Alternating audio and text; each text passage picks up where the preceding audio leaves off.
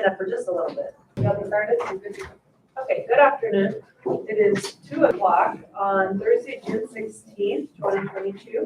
This is time for a fiscal year 23 preliminary budget workshop. We're going to begin with the county agent extension office. I'm Commissioner Smith. Also present is Commissioner White, Commissioner extension agent and University of Idaho employee Pat Moma. And then we also have Clerk Yamamoto and Chief Deputy and Clerk and Controller Zach Wagner. So let's see, Zach is going to hand us the budget worksheets. And then I'm going to pass this down to Leslie. Probably the same numbers. They look like that. And good afternoon, Pat.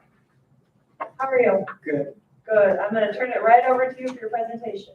So I know this is a budget presentation, but I think an update of where we're at with the staffing of the office because it has implications on the budget.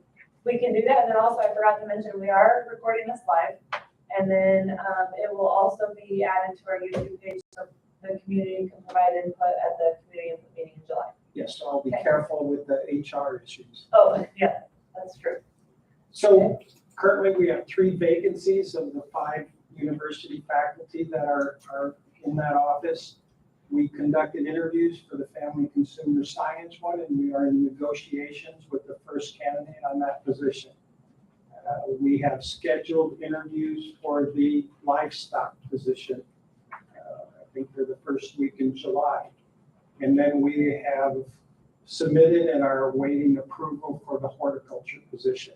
So they're all kind of, I would say on the fast track, but the university process for hiring people is never fast. So we're diligently trying to get those things done.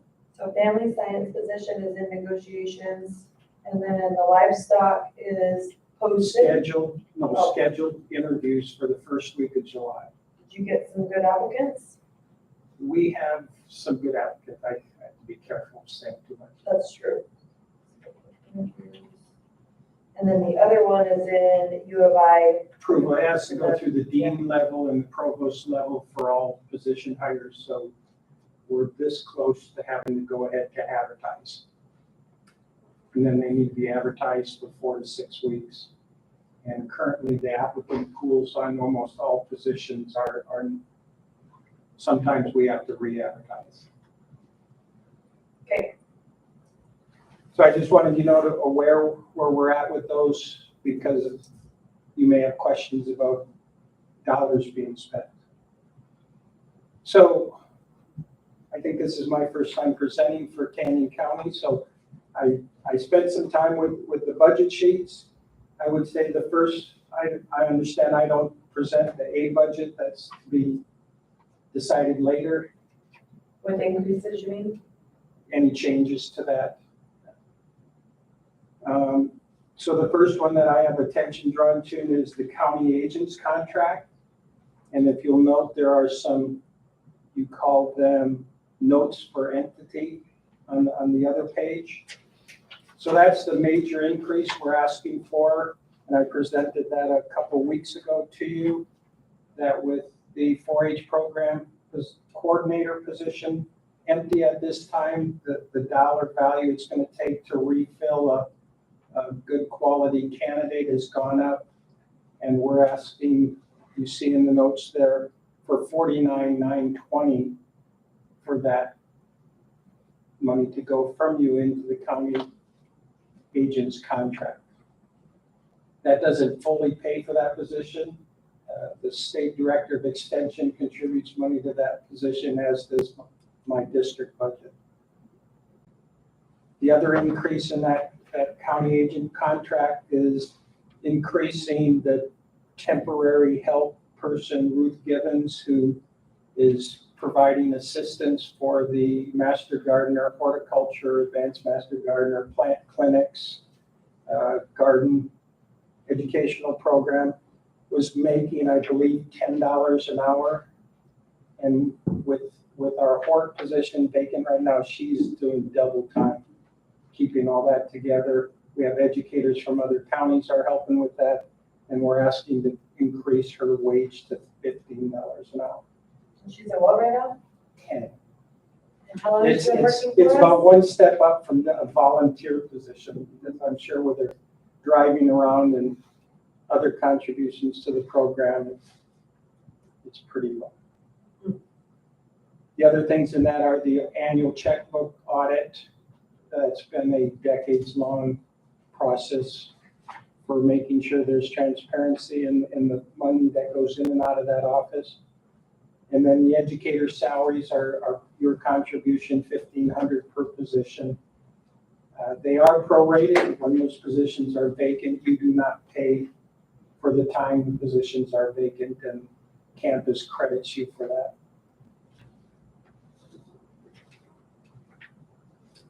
Moving down to the 534408 copy machine lease. Oh, Got a question? yeah, no. It's in the next section, keep going. Okay, so the copy machine lease and discussion with the controller and the clerk.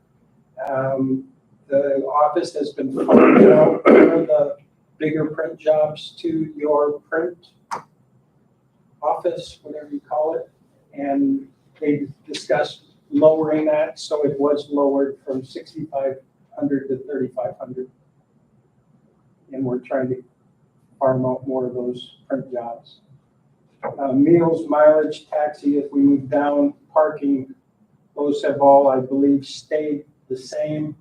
And in discussion with Debbie, looking at the budget, there's 3 months left. With the vacant positions, there will be some money returned to the county unspent in the current year's budget. But we hope to get those positions filled and be back up fully staffed. What do you think the impact would be of reducing some of those with some of the increases in the A budget?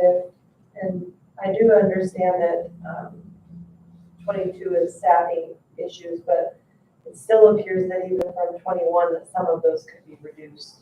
That'd be On a temporary basis, I would say yes. The inflationary costs and stuff, when we get those positions in there, I think it's adequate. I will tell you that every one of the educators are in their position descriptions to seek outside funding, so they do grants, partnerships, and other things to pay for a significant portion of their other travel. So this is base funding for them. So I think to say, would they have enough for travel? They would have to go out and find more outside sources of travel. They actually come to me if they have emergency travel needs that they can't afford in their county budget. But I would say yes, temporarily with the vacant positions, I think it could be lowered. But then we would be here next year probably trying to remind you of that. You know, one of them, just like for comparison, that bugs me sometimes is the mileage amount, 11,000, and our assessor, for all of his reappraisal employees that go out and drive, their budget's at 20, and they have a significant amount more employees. I'm not sure, I'm not trying to compare jobs, but they are driving the entire county, and so the equity in that seems like that could be where we have some cost savings and bring that down. And I'm not sure what services would be cut though if we did that. But yeah, that one stands out to me. I'm trying to think of, I have it here somewhere, what the annual budget is for our educators who travel. They are not sitting in the office. Mm-hmm. They are out in the county traveling. For example, Jerry's weekly out doing plant surveys, pest surveys, and his applied field studies, going back and forth to Parma as specialists that are helping with those projects. So they are traveling on a weekly basis. That's the local travel. Then they'll have, as you know, go and they have professional meetings they go to once a year or more if they can find other funding. It's not county funding. Mm-hmm. So I'm trying to think, it was somewhere around 4,200 per educator for travel, when travel is a standard operating procedure. So they get a fixed amount, and then they are to proactively measure that out through the year to try and make it go around. What's the standard for them on the meals allowance? When did they use that line item? Well, they follow the county procedures. University employees, which some of them have to follow university. We have per diem. In most cases, they're not enough to pay for meals right now, but there's a fixed per diem. We have hourly time limits. Can't collect per diem unless the time slot along the day allows it. So the county employees would have to follow the county procedures. So if our university employees are turning in reimbursements to the county, they would have to file county meal allowances, your policies. Okay. Commissioner White? Do you have it, the information for what amount of money they get for grants? We've provided that before. I will tell you, Carrie Claridge has about 500,000 right now with the ARPA funds. That handout I gave you is an enclosure, and I think in the last ARPA quarter funding, they reached 650 youth in the county who normally aren't reached through the 4-H program with what they call Project in a Box. It's a bunch of resources that were paid by the ARPA to give after school or summer camp projects for these kids and build life skills and introduce them to the county 4-H program. We have 2 faculty in my office who are currently doing other ARPA grants, creating other youth projects for it. And I asked her, she said in the last quarter, her grants, just in Canyon County, they reached another 800 and some kids. So Jerry has small grants, I think $30,000 to $50,000 where he's doing field work. He does partner with Parma, the specialists at Parma to do those. Jackie Amendi, when she was here, was on 3 different human health grants. That's great. It's an expectation. I mean, you can't reach as many people in Canyon County as they are with the base funding that the university and you provide. They need it. And that's another thing. Those grants are hiring, I think at last count, 15 people within the county to go out and help get those programs up and running. Temporary help people. Yeah. So if we move down to, I think the other change was computer equipment. I think this was the IT recommendation for the rotational replacement of computers. And I think it's in the notes there on a 4 to 5 year replacement cycle to meet the county update requirements. So they boosted that a little bit, $750.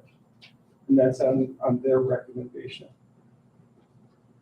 The office supplies, that was 7,000. That, what's the plan for those expenses?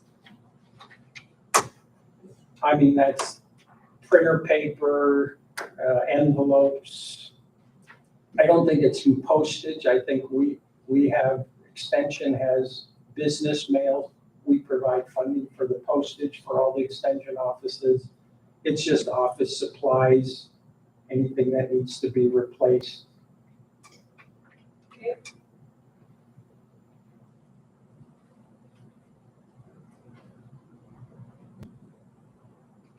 So as far as the hard numbers, I don't know if there's any other things to draw to your attention. I heard you talking about the percent increase. That one increase in ask is to get a 4-H program coordinator adequately paid. That's the significant increase. I think it's about $18,000 in the total change in the budget. So it's right. That job's not posted right now? No, with the staff and Carrie trying to maintain all the 4-H programming going on right now and fair coming up. The idea of hiring and training somebody right before fair, I think their focus is to help maintain the fair office transitions. I know they're handling a lot of phone calls and trying to play nice with the fair office and be cooperative Good. per your instructions. And Love it. we did bring a specialist to come in and help facilitate the livestock sale committee meeting this week for no other reason than how to build partnerships and work collaboratively. And my understanding is it went well. That's awesome. Thank you for doing that and facilitating that. That's awesome. I appreciate it. So to be clear, I'm thinking it will probably be September sometime moving forward on that. Okay. Any chance you're aware of any grants that would, that University of Idaho or 4-H could apply for that would help with a capital project, build a new building?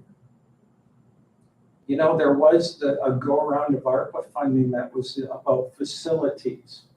Our one educator who was working on it left to go work for Oregon State University. That would have been the only one I'm aware of. You think the deadline already passed? I didn't get into the details, and you know, with each grant, they have fine line details. My understanding is the ARPA funding through health and welfare is on its last quarter, but that there may be a year extension on some of the ones that have already been submitted, approved. But no, off the top of my head, facilities is a hard one. Yeah. Well, if you have a minute and you. And this is for what facility? Well, this is just a random idea. Oh, It's with the new complex being built at the fair, and then I was at Bannock County last week, and the U of I has their building on the fairgrounds. And it was really fun to watch the educators coming in and out and interacting with all the rodeo kids, and they were just busy. It was nice having that facility on site. And there's a little tiny piece of land near the expo building on the other side of the creek, and anyways.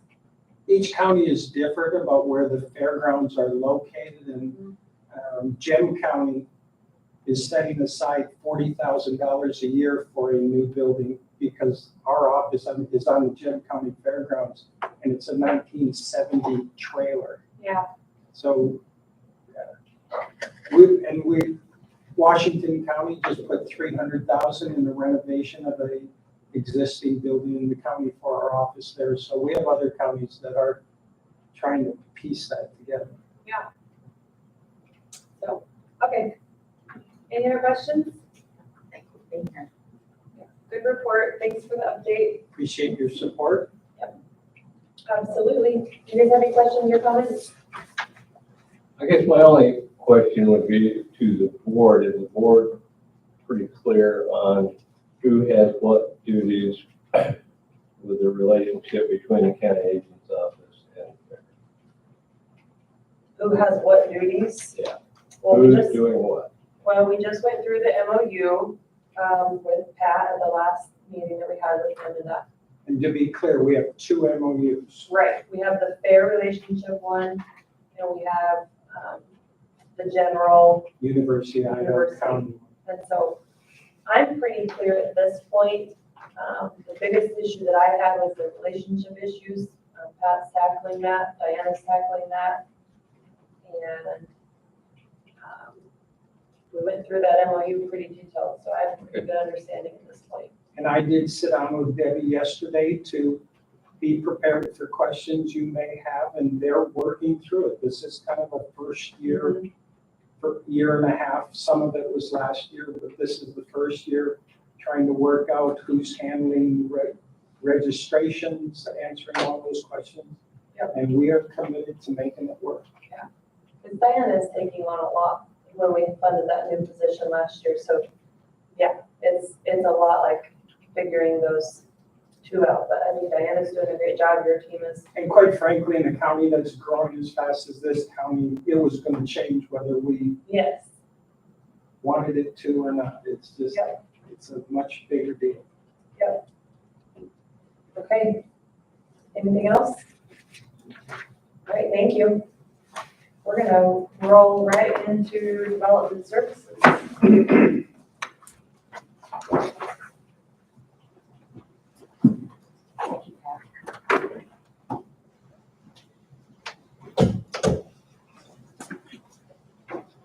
And could I see those MOUs?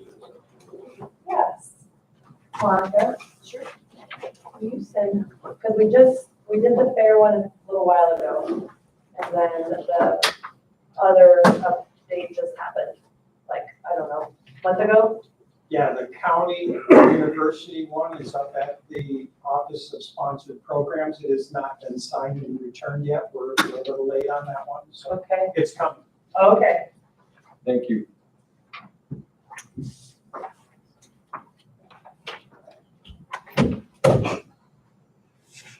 I'm sure, I hope you don't care. You wanted it, right? And just as a reminder, Steve, this is being recorded. Be on your best behavior, please. Madam Chair, we will make our very best attempt to do that. Thank you, me too. You're up. Okay, thank you for this opportunity. As you know, I started a little over a year ago. Last year's budget,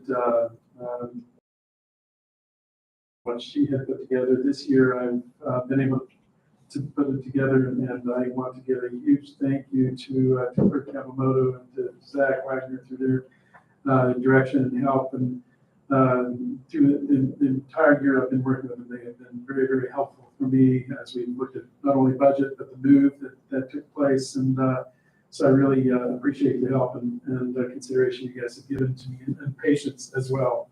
So with that, as you know, we are a self-supporting department through the fees that are applied. When I did the general calculation for total revenues, projected revenues, I put together kind of a quick model. I'm not a finance guy, so I had to bounce it off Zach to make sure it made some financial sense. But I looked at the revenues that we had generated from March of 2021 through March of 2022, and used that as kind of a base figure. In addition to that amount of revenues, we also did an estimate or a projection for community services, where we will enter into agreements as we have currently with the cities of Melba and Wilder, where we are providing certain planning and economic development services to those communities. And so in addition to the fee-based revenues, we did a rough calculation of 25,000 expected revenues for those types of contracts. That might be conservative, but I thought that would be a better approach than maybe overestimating. One other element that I do want to mention is that these figures were derived prior to the fee increases that this board approved just, I think it was last week. So that fee increase is not calculated into the estimated revenues amounts. So with that, there's a few things I do want to bring to your attention. We have seen some changes. I do again want to recognize and thank this body for the help that you have provided us, and added employees, even as it extended past last year's budget, has been very, very helpful.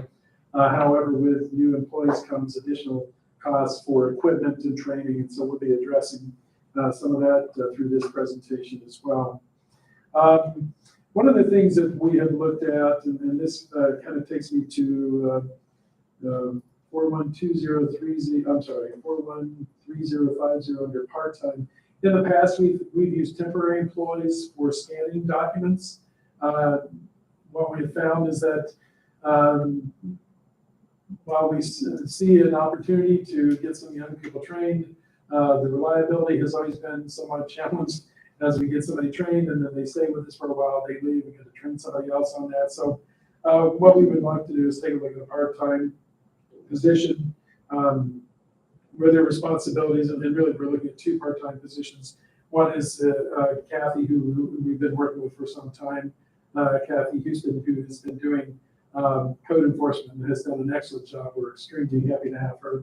And then somebody that would be doing scanning.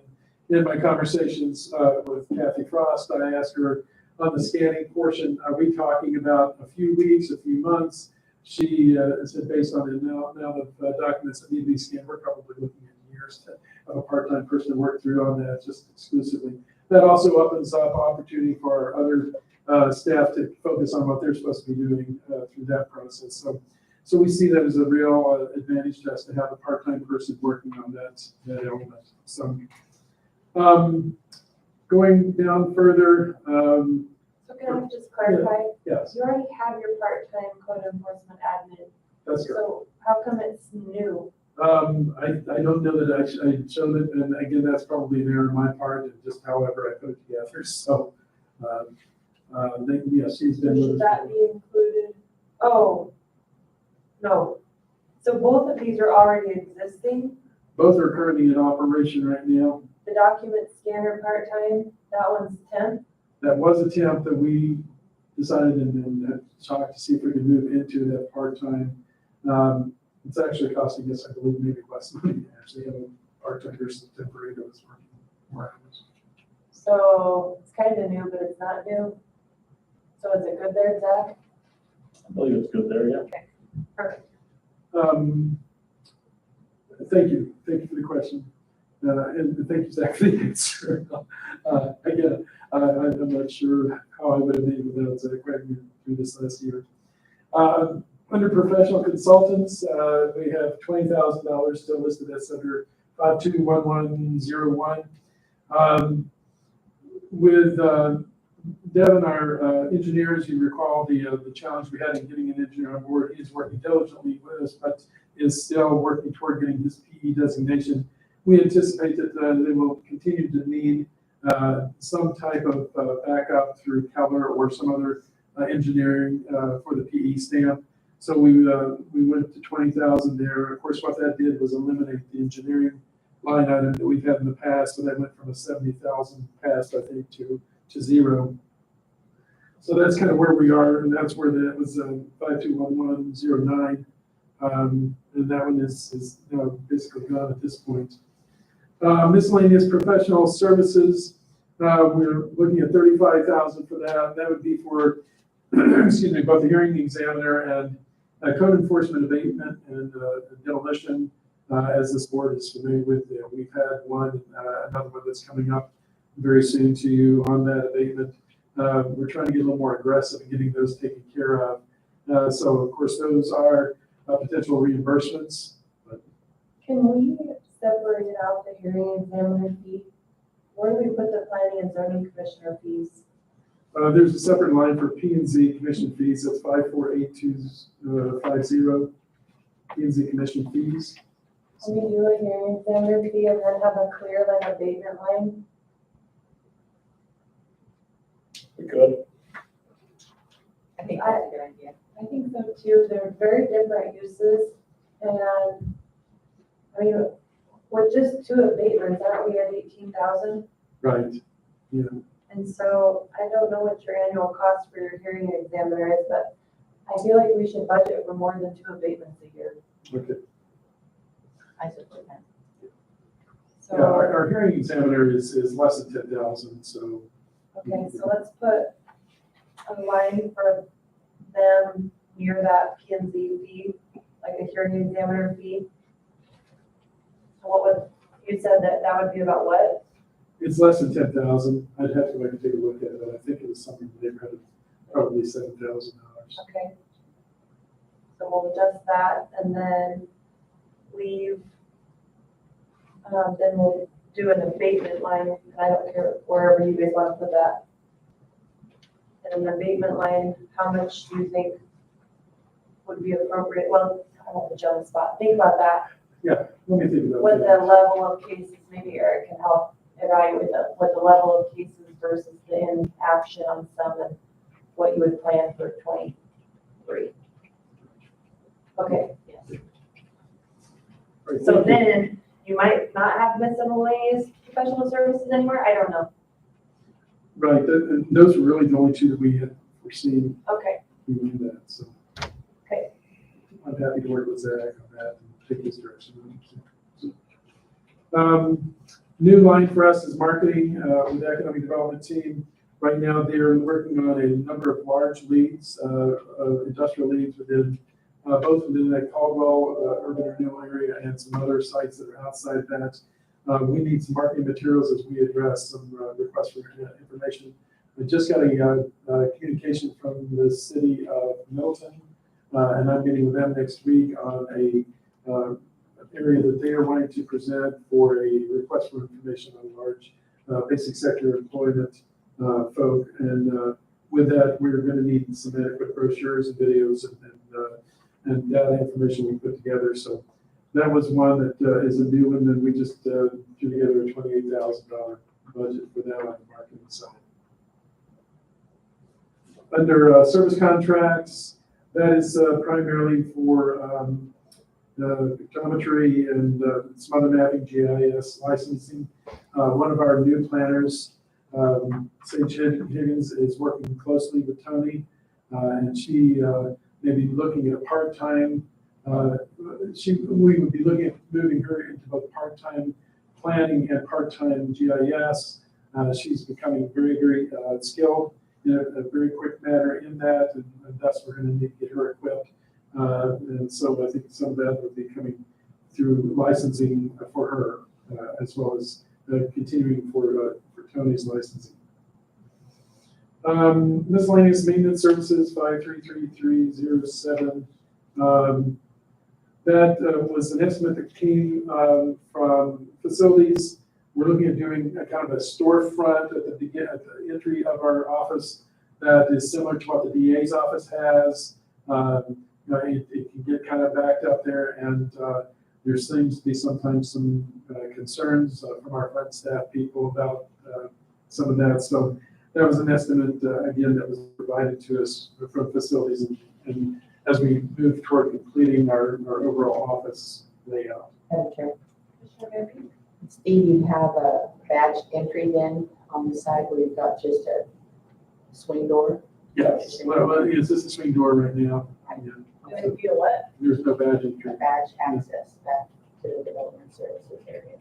So you've got I think that's what we would like to have, because right now with the swing door, and then you have just that nice glass. we recently added the glass, but yeah, we need something a little more Okay. protection. Security. Yeah, okay.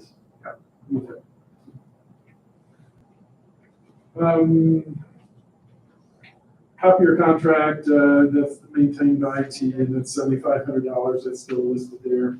Our advertising budget of $8,000, that is used for the hearing notice publications with the newspaper. So that's kind of where we are with that one. Meals, we're listing at $4,000, that covers meals for the P&Z Commission, and for staff, when staff is traveling, for work-related activities. Gasoline is one we saw some increase in, just with, we have added inspectors. We're now 7 building inspectors plus 3 code enforcement officers and vehicles, and gas prices, of course, being what they are, we felt like that was something that we needed to boost as well. Gas prices higher? That's what they tell me. I've not experienced that. I think it goes up every hour or so. It does. Have you sneezed? 546620 association fees, that includes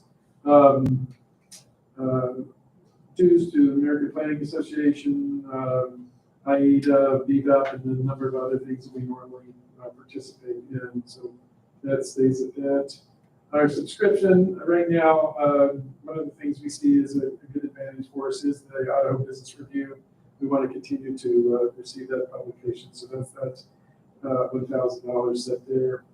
The other one we talked about just very briefly, the 548250, the P&Z commission fees, $14,000. That's a reimbursement for members who are attending the meetings as well as the trainings. As you're probably aware, we're the full, we're at 7 commissioners right now, and I feel actually pretty good about the commissioners we have. For the most part, they do a very, very good job. So we're very, very fortunate to have the ones that you've pointed to that are working extremely well for us. Small amount, $200 for computer supplies. That's for computer bags, computer cleaning supplies and such. Building supplies and materials, 554401. Any unforeseen expenses, there needs to be a couple of $1,000s in there from our third floor expansion. I think it's looking good. I don't know that we're still quite at 100% of function there, but it feels like we're close, so we're not sure what might come up, so we wanted to have some type of buffer dollars in there if we needed it. Small, 55440, small tools, $2,000. That's a general budget line item that we have for replacement of tools for the building inspectors, tape measures, things like that get worn out. The following 554445 uniforms, that's again for 7 building inspectors and 3 code enforcement officials, providing them with uniforms as they interact with the public and help identify who they are and why they are there. Small amount, $1,500 under miscellaneous supplies, and that is primarily to replace public hearing signs that become damaged or somehow get lost through our efforts. 577100 computer equipment. This again is something that was a recommendation from IT for added and updated computer systems for us. Then we had a small increase in software that took us to $126,000.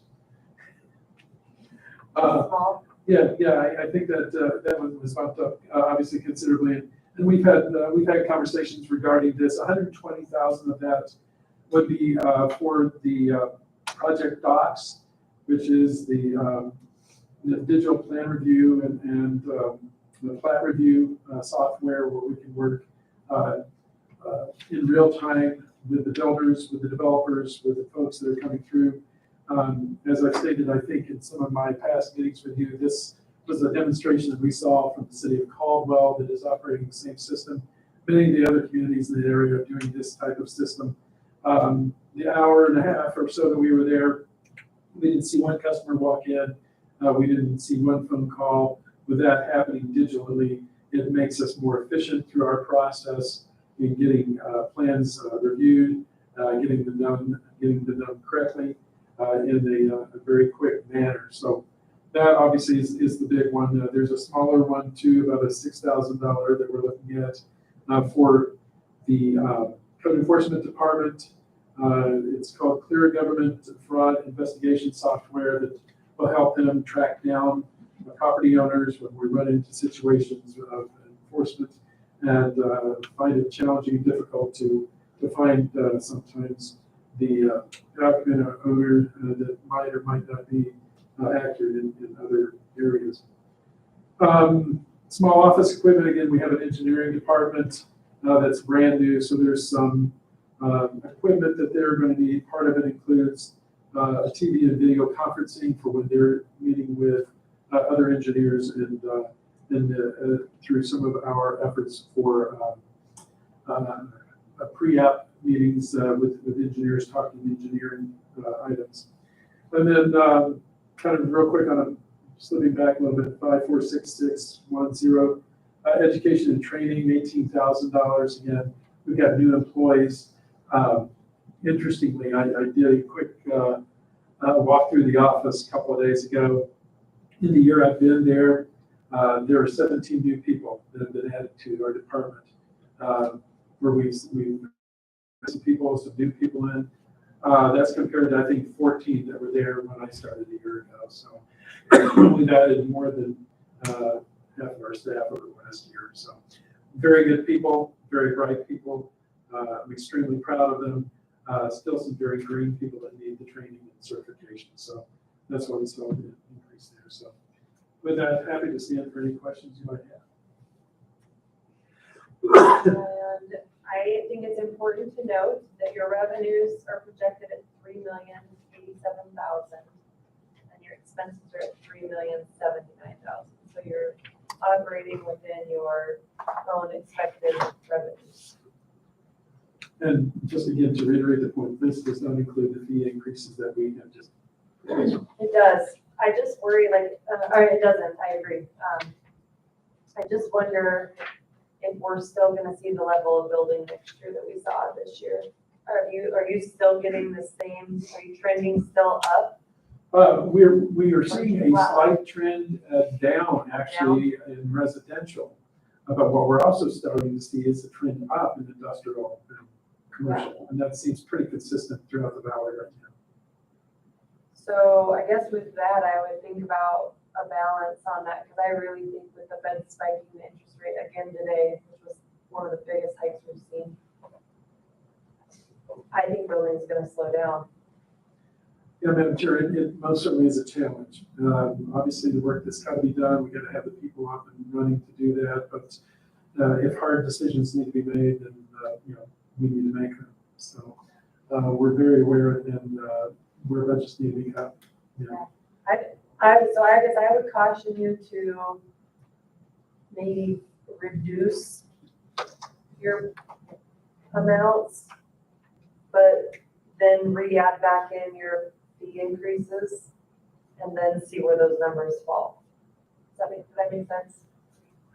If you're trending down, trend down on the actual number of applications and then use your new fees to calculate those. That makes sense, yes. And Madam Chair, when I say trends down, that's a 1 month model that I'm working from. I know. Okay. All right. Thank you. Thank you. Yeah, a big thank you. Great job. Yes. And you've got Jennifer here. She's gonna be Yes. the new Kathy. Very excited about it. Yeah. Well, we will most certainly and dearly miss her on the planning side. I'm extremely excited about what we've seen so far from Jennifer, which shocked nobody because she just is that good. So, Is that good? and again, to Zach and to Chris, thank you guys for all the help you've provided. We appreciate it greatly. Do you have any comments, feedback? Zach? So I'd like to echo what Steve said. I really enjoyed working with him. I really feel strongly that what he and his team do is so essential and vital to this community, to the economic activity.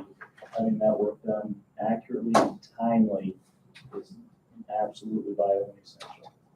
And I appreciate the comments on being aware of revenue, where we're headed.